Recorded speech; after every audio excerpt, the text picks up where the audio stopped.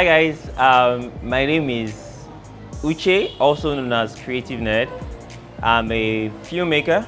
I major in directing.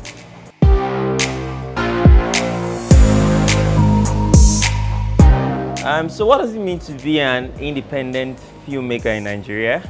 Also known as indie, indie film producers and filmmakers.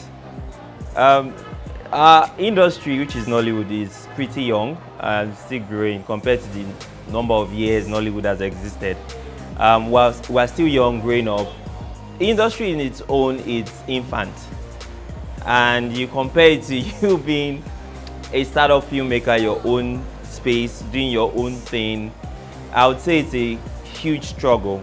It's not as easy as it's supposed to be, being it that we have an infant industry and then we have very few people in this space at this point, and then you have very little people investing in this space at this point. So it's a struggle when it comes to funding, a struggle when it comes to getting the right equipment, it's a struggle when it comes to getting the right skills and the right personnel involved in things, because it takes a whole lot. It takes a whole lot. Being it that the industry is still something coming up, it requires a lot.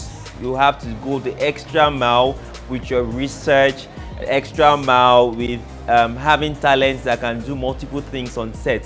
So you won't, in Nollywood, you can have one person handling just sound, another person handling continuity and all. But independent filmmaker has it that you can be the producer, the director, and also the DOP. So it takes a whole lot, and really it's not easy. You have to have huge passion for it to be in that space.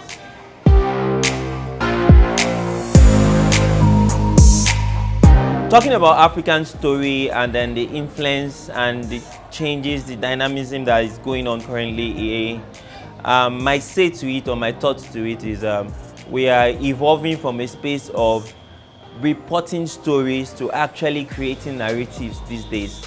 If you look way back, using Nigeria as a case study, if you look way back like in the 90s, mid-90s through to the early 2000s, we had brave filmmakers that had zero budget, the worst of worst equipment, and huge stories that they needed to convey. They were actually brave people picking up the cameras, picking up old cameras, beta cams and the rest of them to create and tell stories of what is actually going on. But now we have evolved into a space that is becoming way more commercial, and you have people coming into the industry to literally make money, and then we also have a blend of people coming into the industry that want to actually put Nigerian filmmaking or the African filmmaking on the map. I won't say Africa on the whole, because I'll talk about my space here, because South Africa is different from us, kind of movies they make. Now when you look at some film festivals, you see the kind of movies they make, you see how they tell their story. So I think Africa is too large to even talk about as an industry. Let's talk about Nollywood, let's talk about the Nigerian industry, and then from there I would say we're actually in the perfect blend of going very commercial and also communicating a narrative, the artistic part of it. And of recent, we've started paying more attention to the technical part of filmmaking. Before now, the technical part was not really the obvious thing, being that you have you have some weird effects, you hear some weird sounds from our filmmaking. But right now, people are paying more attention to the technical part of it, and then they are mixing it with the artistic part of it, trying to convey and also make money at the end of the day.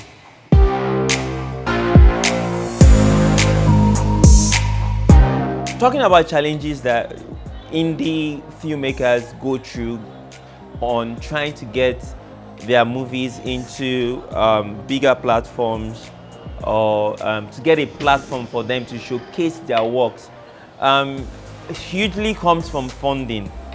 The major thing is funding. You have, like I said initially, the industry is still quite small, so you have very little people investing in it. So whatever money is going to go around, the people that are going to invest, we have to scrutinize every piece of work coming out and then check through check again, and then look at the commercial aspect of it before actually even letting go of money. But we have so many indie filmmakers that want to be expressive, want to do storytelling from their own perspective. So funding is a very huge issue, being it that the industry is still growing. Moving beyond funding, we also can talk about the aspect of having the right personnel to do the right things. You could have people that call themselves some certain roles, but when you get on set, you begin to see something else. You see them sway away from what they originally told you they were, and then you begin to, you literally start to fight that. So what we do as independent filmmakers most times is that we try to have a general knowledge of everything, so you can as well get someone that is on set do the right thing. And knowing that our background is not film, our background is television here in Nigeria. We started this whole industry more from the television aspect of it. So we had a lot of soap operas and the theater that forged usually our background. So that influenced so many things. And then you have many people trying to switch over to film, and then that switch is not easy. So they go ahead promising what they can't do until they get to the set, and then they realize that, oh no, this is not what I thought it was going to be like. And then you start having issues with the technical aspect of it. So funding, the technical aspect of it, I would say hugely those two. Every other thing, I believe, with your own instinct, your creativity, and then your own direction or idea ability, you can be able to fix the other part of it.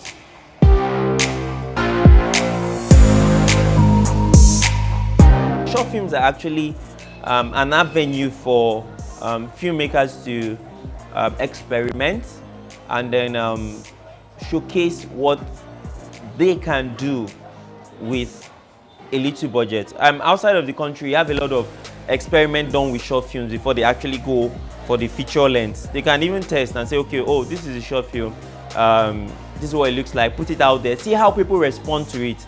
And then if they get a very positive response, they can go ahead and then invest huge funds into making the feature length of it, knowing that, oh, a lot of people have seen this and they are now anticipating the bigger version of it or the feature length of it. So I see short film as an avenue to test the waters before you actually go into the deep end, and then you can begin to project what your movie will be like on a large space.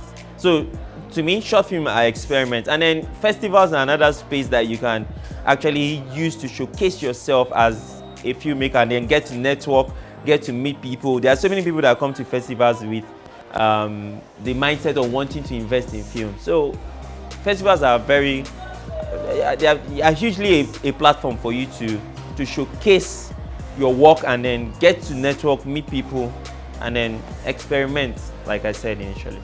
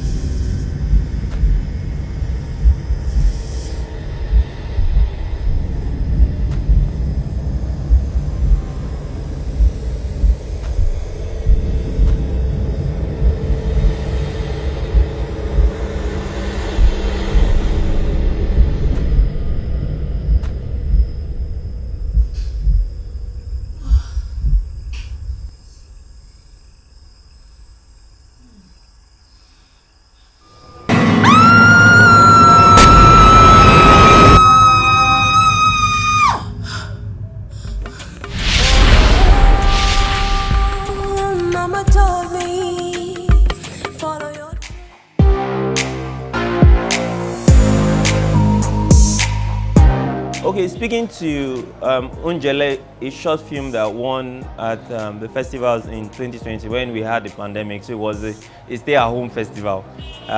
It won the Best in Art Direction, Nollywood category. I would say what really worked for us on set, or what really worked for us during the process, was that we were able to harness the power of time. So we spent a lot of time doing research. We tried to get, to us, every frame in that movie was an artwork, was a painting. So we literally sat down to paint every frame you saw in that movie. So it took a lot of research, it took a lot of hard work, it took a lot of deliberate actions to try and push an artistry down to the screen, to the final work that you saw. So research, a lot of time spent on it, and then we rehearsed over and over again. The same way you have the actors rehearsing, we had the crew members rehearsing what you finally saw. So we had a lot of backroom process before we went to do the final thing. And then every detail was important to us. So we ran down the detail and then made sure we achieved what we needed to achieve. We spent a lot on data. We had a lot of people researching, checking through things, comparing notes, and then that was what ended up on your screen, as you can see. And then I would say glory to God, if I can include that. I say we actually were recognized for the art direction part of it.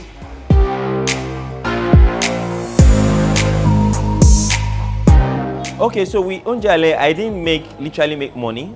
I got recognition, and then I also, right now, Unjele is going to be screening somewhere in France as well. So it just opened avenues and doors for me as a director to show people that, oh yes, this is what I can do. And then it also showed that this context of movie, or this direction of movie we're going, or this approach we're taking, is possible. So with that, it has given me a foreground experience to what it should be like shooting the main feature length. So I would say it's an experiment that works. It was an experiment that works because he gave us the boldness to say we can actually stretch this and either make a TV series out of it or a feature length out of it.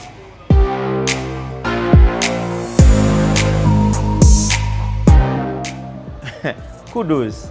It's really not easy. So if I'm going to put it on a scale of 1 to 10, I would say an 8 or 9, because you are going all out to get every freaking thing yourself. Everything you're going all out to get yourself. And then it takes a lot of process to get the right personnel together, to get the right equipment together, to get the right sets together, to get the right people, cast together. And at the end of the day, to bring all of these things together and then put it on a screen, it takes a whole lot to do that. And then to know that everything is on your back as an independent filmmaker, I would say thumbs up. Keep doing what you're doing. Don't give up. There are a lot of us out there, and I know consistency will actually make way for us.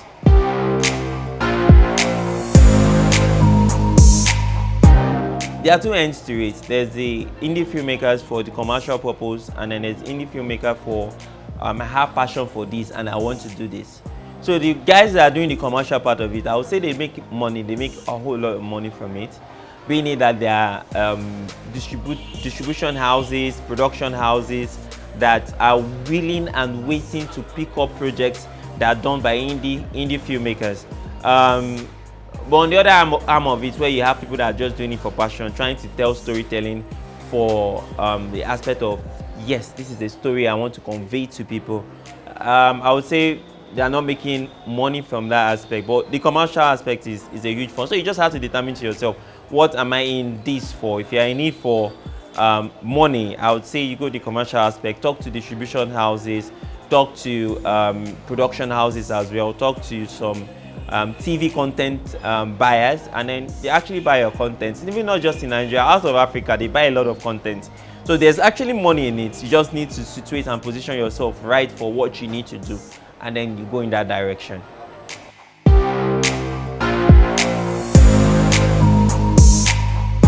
The industry helps an indie filmmaker because the industry is still growing. Like I said initially, there's still a lot of structures that they need to put in place when you compare the Nigerian film industry in Hollywood to other film industries. It's really helping in the aspect that it picks up indie filmmakers and then propels them in the aspect that you have some indie filmmakers that just make a couple of movies, maybe 2-3 movies, and then the next thing you see is an industry is announcing them, and then industry is calling their names all over the places, and then there's a retweet, there's a retalk, everybody, they share of mind about that person, meaning that the person produced something to reckon with. So I would say the industry actually helps to pick up what people are doing and then propels it out. Since it's still growing, we need as many people as possible to grow an industry. So I think it's helping the aspect of accolades, pushing the accolades to people.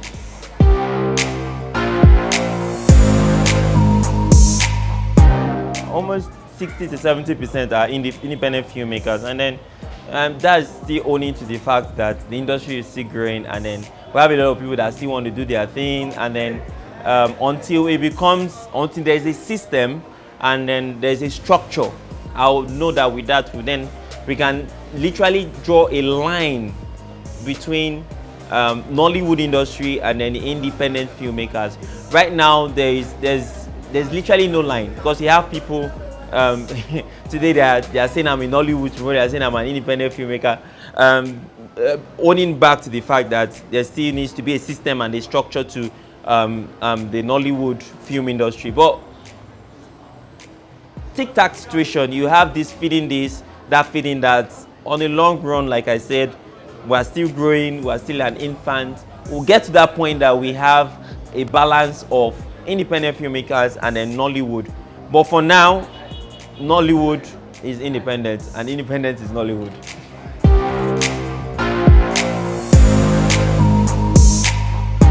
Over the years, we've seen the dynamism and then the change in filmmakers. Like I said before now, in the 90s, we had filmmakers that were brave. They were known for their bravery. So they literally take stories and put in film, no matter the consequences. So you have stories of, you have movies like Witches, you have movies like Blood Money, you have movies like Full Moon, where they are not afraid to make mistakes with their effects and then go ahead and do things. So the current breed of indie filmmakers we have are the ones that are more technical. So they are being careful about the details, making sure they make movies that will appeal to the eyes, not just the minds. You understand? So right now we have the very technical ones. Before now we have the brave ones. So I know very soon we'll have a medley of these brave guys and then the technical guys, where we'll now tell actual stories that will storm the world. More attention these days are going to the technical part of it, and then less of the story. So the story is not as deep, or the story is not addressing as much as it should, as it used to be before, because they are still trying to find a balance. It's not a problem, it's not a bad thing. We are still growing, it's a gradual process, we definitely get there, and then we'll have a perfect blend where we have a strong story and a strong visuals to commensurate with the strong stories. And then to talk of the commercial part of it, those guys are still more about making money. So they're actually making content for the different target audience they're trying to reach. There are still people that will want to watch a Nigerian movie, and then if they don't stamp their field and be shouting blood of Jesus, they won't enjoy it. So they still have those couple of people that they need to push content out to. We literally call them the Asaba filmmakers. And so we have those guys, and then they are still making movies on the aspect of more of telling bravery stories and less of the technical aspect of it. While the technical guys are the ones that you see in cinemas today and the rest of them. But I think very soon we'll have a synergy of these two guys, and we'll start creating magic for the world.